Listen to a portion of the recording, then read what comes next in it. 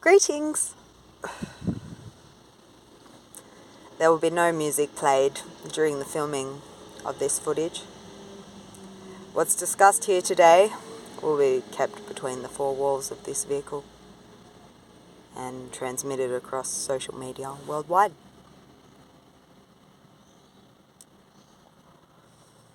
So basically we're going to improvise, not think too much, because that's boring, unless you're thinking about something constructive or strategic or developmental. You don't want to think about bullshit.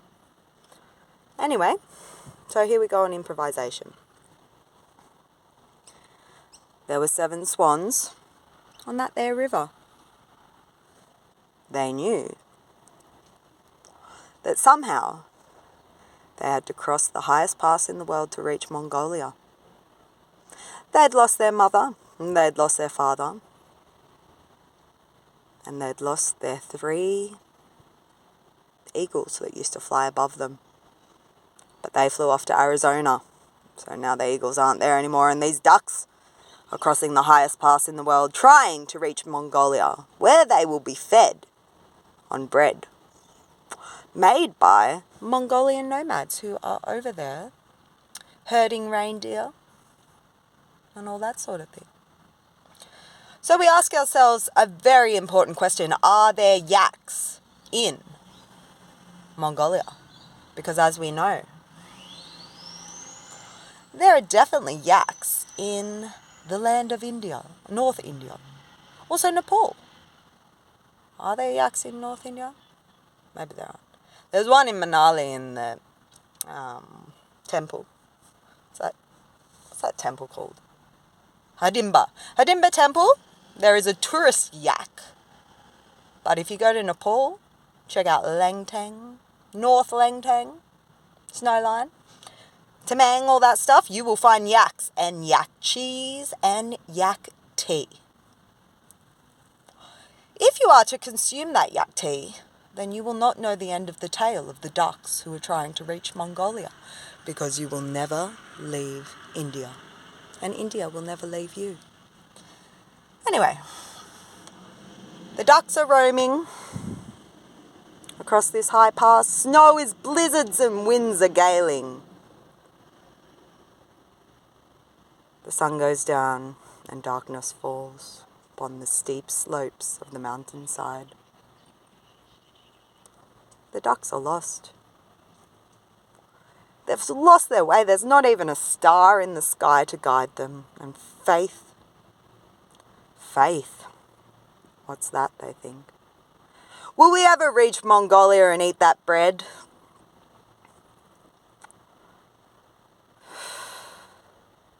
At least we're not in Tahiti. We'd be eating fish and coconuts there. Anyway, the cold weather appeals to the ducks, so they carry on through the night and don't stop for a break. They cross the pass. 2 days it takes. 2 long days. Blizzards. They reach the flatlands, and there they are. The land turns green. They walk, with their little ducky feet. No water, just dry land, barren. Quite high, on top of the world.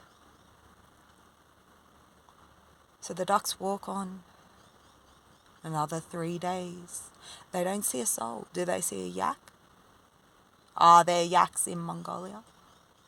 That's what we should be asking ourselves in our quiet moments of reflection.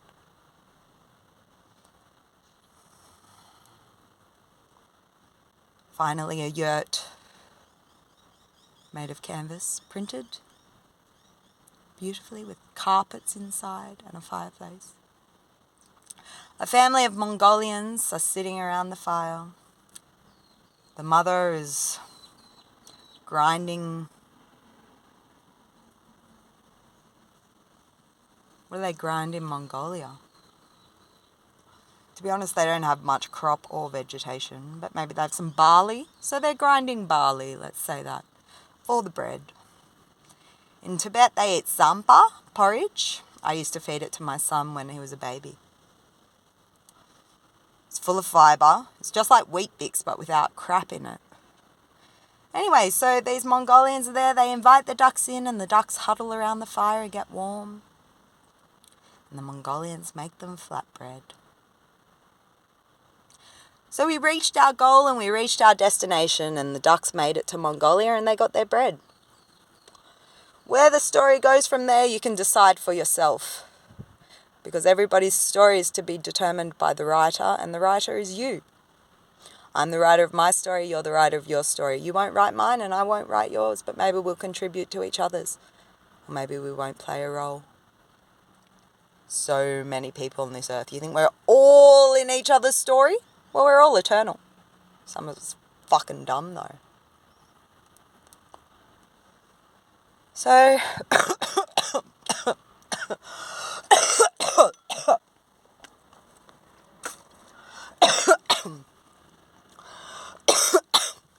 and that's the story.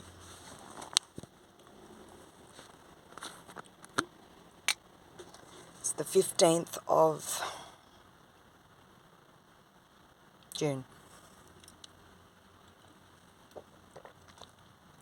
I turned 34 in 5 days on the 20th.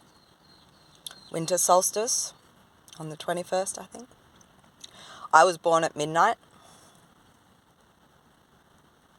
in Bellingen Hospital, which is a small town in the forest in New South Wales, Australia, surrounded by rivers. It used to be beautiful, and now it's full of dickheads from the city who have lots of money and they drink coffee all day and talk about Melbourne, beloved Melbourne, where I was fucking raped and tortured and destroyed. Homeless, surrounded by fucking meth heads. Psychiatric institutions, family of fucking traitors. 10 years stolen. Schizophrenic, hearing voices. And who are you? You gonna put me in a psychiatric ward? Well, you did. And it was very interesting and I learnt a lot. And now I'm going to write a book and expose all you satanic motherfuckers. Yeah, that would be nice, won't you? Actually, I'm an incredible writer. I've been writing all my life. Oh, and you fucking rapist in St Kilda, Tennyson Street boarding house. I'll be coming at you with a sexual abuse lawyer from Sydney. No, the cops won't be involved. And we'll see how you stand up against me in court when you're sniffing Amyl all day and watching porn and listening to death metal. Meanwhile, I'm at university studying audio engineering, working at a second-hand record store, loving my life for the first time in 10 years. Oh, and guess what? I can sleep and I don't have nightmares. And that's not the first time in 10 years. That's the first time in my life.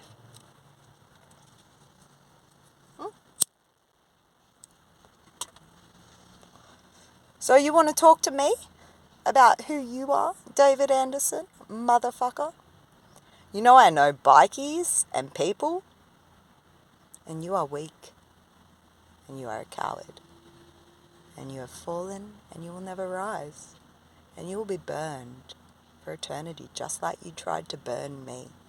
Take my family, rape my son, assault my father. What a pig. So, the Grim Reaper says it all, doesn't he?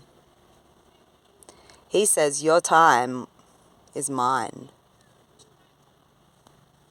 And I won't be giving it back. And you won't be redeemed. And you won't be with God. And your Satan doesn't exist.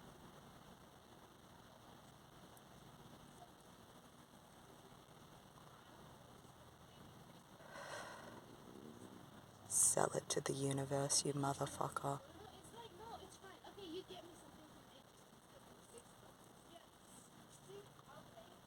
And I hope all my family knows. And I hope all my old friends know exactly what I've lived through. While you were not in my life.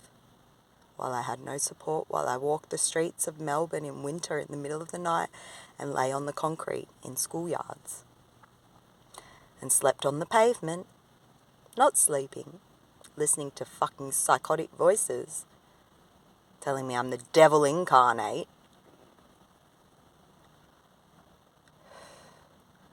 not acknowledged by a single soul in that city. And now I go there, and who's looking at who? I'm not looking at them, because I know who I am. And I know I just needed a couple of nice people who I could trust. Not this fucking family said they love me, fucking put me in psychiatric institutions. Bloody destroyed my father's memory, who wouldn't even let me get vaccinated as a baby, who never took me anywhere near a doctor or a hospital, who was a herbalist. So my mother, when he died and I turned 14, guess what she did? Put me on antidepressants until I left home when I was 18. I moved to London.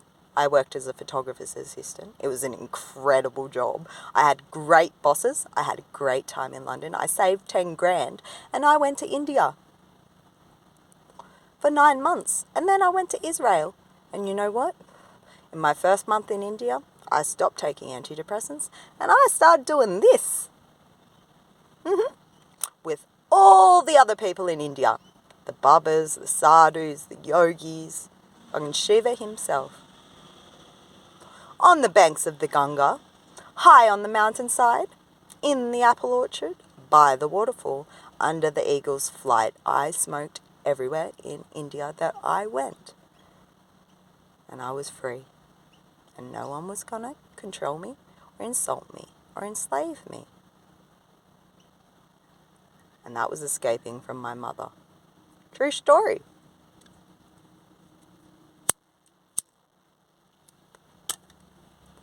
So I will be writing that book, because I don't lie, I'm a good writer. And I'll include photos, because I'm a good photographer, as you may know by now.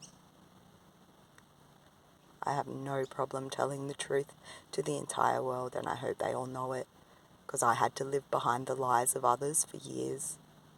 And now I got my life back and I'm free. I'm going to stand up, because you know what? There's a shit ton of people out there who are slaves to others. It's got to stop. What is this world we're living in? You think we're Egyptians? You think we built pyramids? Maybe we did, but we're not doing that anymore. Look around you. Look what we're building here. Fucking go to Prague. Prague's got the best architecture in the world. And modern as well, some of it. Beautiful art. Look around the West, mate. Fucking got Woolworths on every corner, Walmart. Very impressive. You learnt a lot, you people. Oh, and let's fucking throw the entire Aboriginal race in a prison of their own land and drug them with alcohol. Sound good? Let's destroy cultures across the globe. Like, say, Native American Indians. Oh, yeah. Amazonians. Let's burn the Amazon. Sound good, eh? You gonna block me, Facebook? Go on, block me.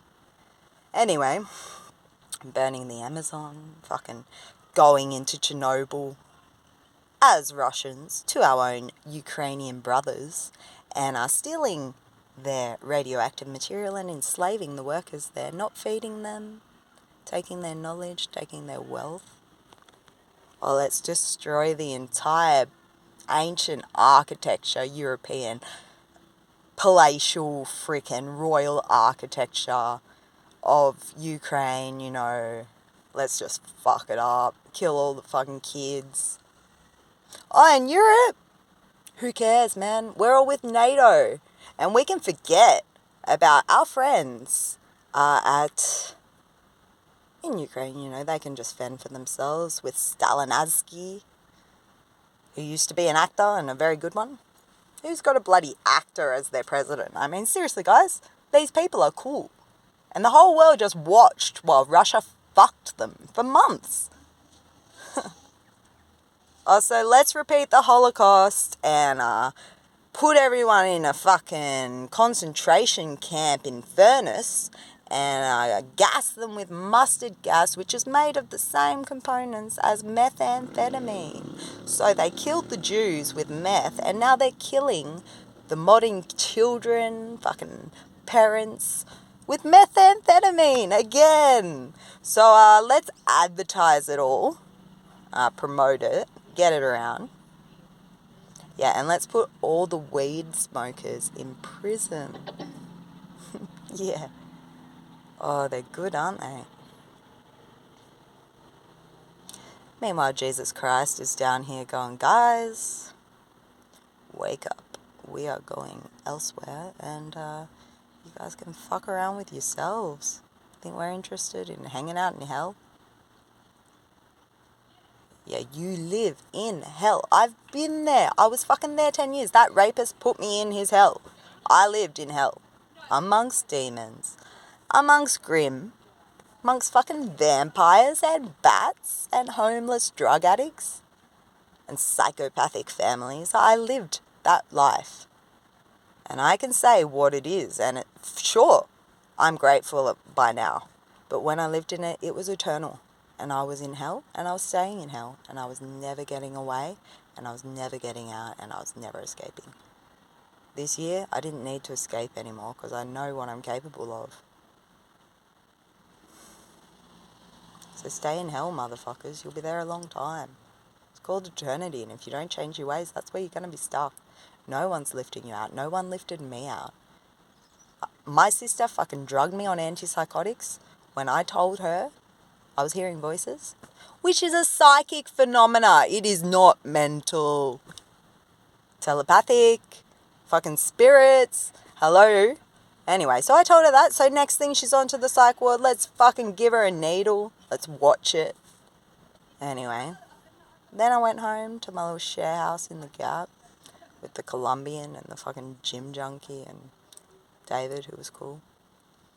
Anyway, then I started smoking weed again.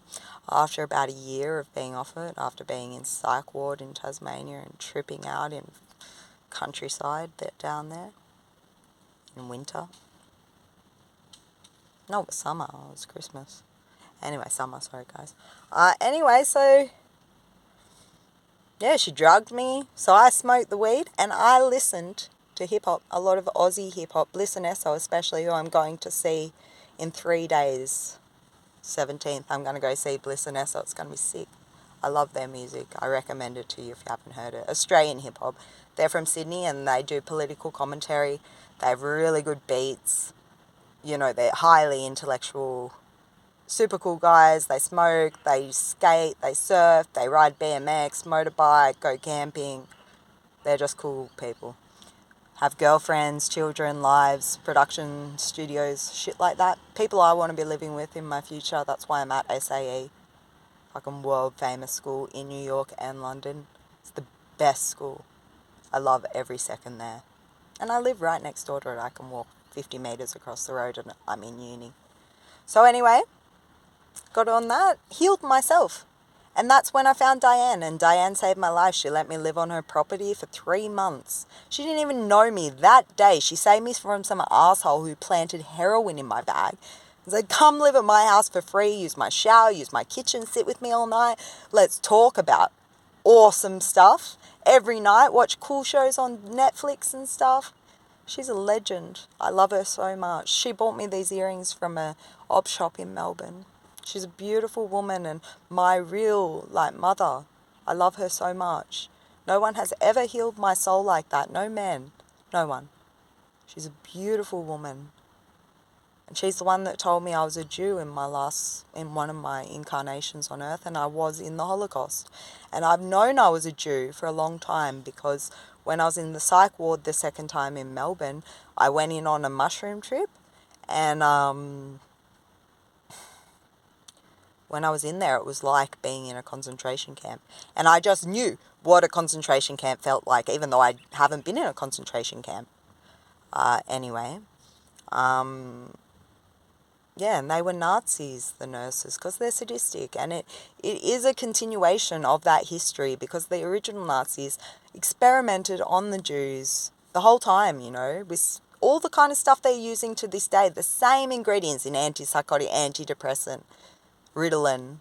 It's all mind manipulation, and they're doing it in a big way all over the world. It's fucking huge. Everybody. So let's kill the population, and that's how it works. If you're on that stuff, I really recommend you doing some serious research into what you're putting into your body, because I've always known, and that's why it has always been forced upon me. It has never been by my choice that I've been injected with antipsychotics. The people that work in psychiatric hospitals are cowards. What goes on behind those walls is not what happens around here. There are no trees. There are no gardens. There is no fresh air. There is no kindness. There is no love. There is no music. There is no truth, honesty, or peace. It is hell. And it's just like a microcosm of what they're trying to create here on Earth is like one global psychiatric ward. But there's a lot of people that aren't trying to create that, so... Anyway, I will write my book. Gone for 20 minutes now. But I actually have more to say. I've been talking so much to people lately. And I've been crying a lot. And for 10 years I didn't cry because I just had to survive. Last night I cried for my son, Gato, who died when he was 10 months. I think he was murdered by my boyfriend, actually, which might come as a shock to some of you.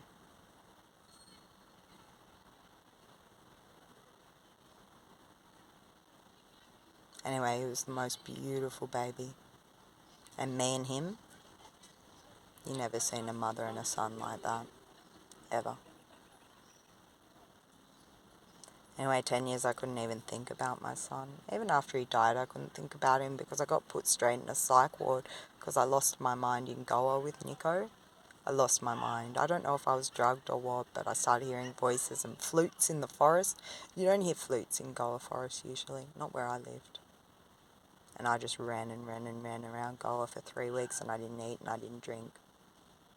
And I followed star constellations, and I became an emaciated Jew from the Holocaust. Literally. And my mum came and got me, brought me back to Australia and put me in a psychiatric institution after my son died. And after she knew my dad was against that kind of stuff. So is she my mother, or is she someone trying to stop me on my path? Was she my enemy in my last life? Was I a warlord and she was another warlord and we were from different lands, warring lands? I don't trust her, I know that. And I know my family of my mum's side will see this. And I know my family on my father's side will see this. And my family on my father's side will actually agree with me. Because they know my mother and they know my father. I don't know what the rings will say. But that's the truth. Stephanie's... I will never trust her. Ever. And I mean that. She's not my... She's simply not. You don't put your own child in a psychiatric institution repeatedly, especially when she doesn't do anything to you. Especially after she's been raped and her father and her son, her most loved connections, have died. And then you put her in a psych ward and call the cops on her and make her homeless and support her rapist. She told me when I was being raped in Melbourne, when I told her, hey mum, this guy is fucking with me, she said to me, no Lauren. She looked me straight in the eyes and she said with the cold eyes, no Lauren, he's helping you. Then she moved all of my belongings. Meanwhile, I had a Prada dress, whole collection of high heels, so much lingerie, velvet blankets. I had so much nice stuff in Melbourne. Anyway, she moved all my stuff with my rapist, together they did it while I wasn't there, and put it in his storage container. And then she left and I proceeded to continue to get raped for the next 2 months. And I didn't hear from her, so... If you can't sense your daughter's fucking being raped when you meet her rapist, bullshit. She knew. Who knows, she might have even put me in that place in St Kilda because she found it for me. After that psychiatric institution trip, when I was on the mushrooms and felt like a Jew in the concentration camp, After that, she came down to Melbourne, moved all my stuff into this place she found in St Kilda that was $300 a week. And I had been paying $150 in a share house. So she had to pay half my rent. And you know who lived in that block of apartments? Bloody prostitutes, ice addicts, refugees, crackheads, transvestites, fucking everyone. I loved it there though, and I trusted everyone. I smoked a lot of weed then when I was very young, and I was happy. And I was studying at SAE just like I am now. But I didn't complete it because they gave me LSD. Then they did some unspeakable things for 4 months. And then I lost my life for 10 years. And now I've got it back. So that's the truth. And if you want to read my book when I write it, I'm actually not doing it for money or fame. I'm doing it so everybody knows. Because that's important for me. I want the truth told. I fucking mean it. I'm going to hang around while people are fucking raping people. Little children all around this city. You look at these nice suburban houses with white picket fence. What do you think that lawyer is doing to his little girl? No, it happens, and I know it does. That was my 10 years in hell. I saw it. Worship the devil, mate. Think the Rastafaris are going to be there with you while you're worshipping the devil? They're going to be thinking you are stupid. That's exactly what I think. So, over and out, amigos. Don't forget. Never forget who you are, where you come from, and what you believe in. Not only what you believe in, but what you know is the truth. Because at the end of the day, the truth, you can deny it all you want.